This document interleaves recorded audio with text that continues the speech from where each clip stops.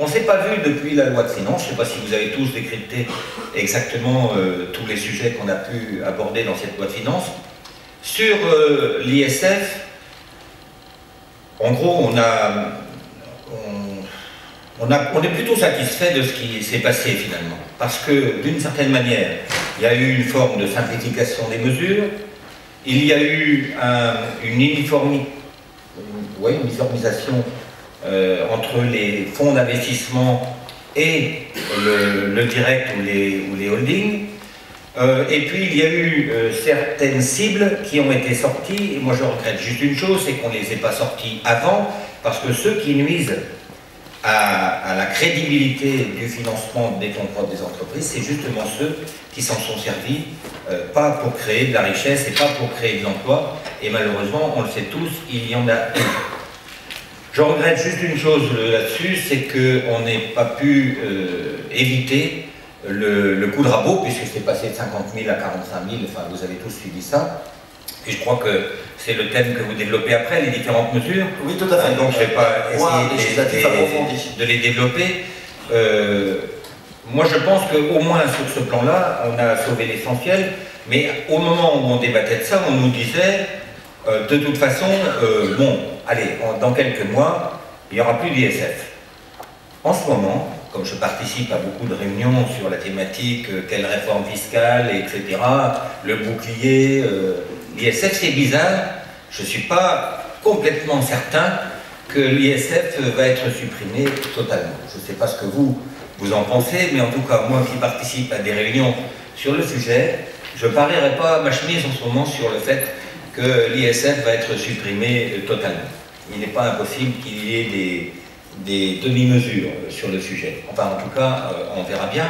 Alors qu'au mois de décembre, c'était juré, promis, que c'était plus la peine de s'inquiéter avec ça. De toute façon, on en faisait encore pendant 6 mois, et après, ça allait s'arrêter.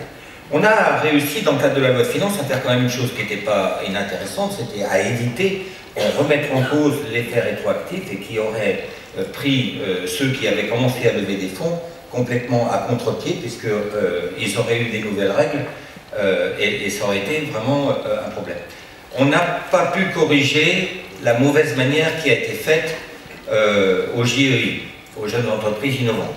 Et pourtant, je sais que sur le sujet, je me suis battu, mais je suis désolé, et il y a des choses que je n'arrive pas encore à faire comprendre. Voilà ce que j'ai essayé de leur dire. Écoutez, l'État fait le grand emprunt, l'emprunt d'avenir. On va mettre des sommes colossales pour faire la maturation des projets de recherche, ce qui est une excellente chose. J'ai fait un rapport sur le sujet il y a déjà quelques années. Un des grands problèmes de l'afflux d'innovation qui est nécessaire à générer des entreprises nouvelles ou à développer l'innovation dans les entreprises existantes, c'était l'incapacité qu'on avait de financer la maturation des projets de recherche. On va le faire. Et donc on va y mettre beaucoup d'argent. On va mettre aussi des crédits sur l'amorçage. Très bien.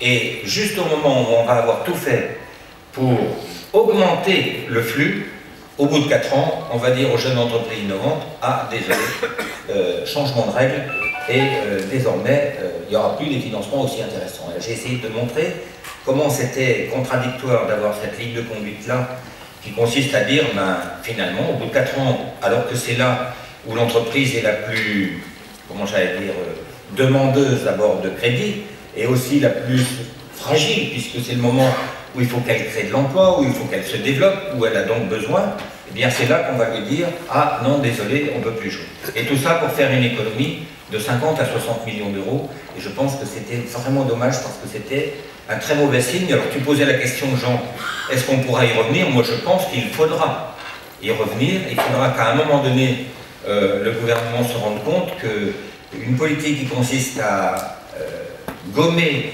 uniformément pour pouvoir faire des économies sur tous les sujets de 10%, c'est pas une bonne politique.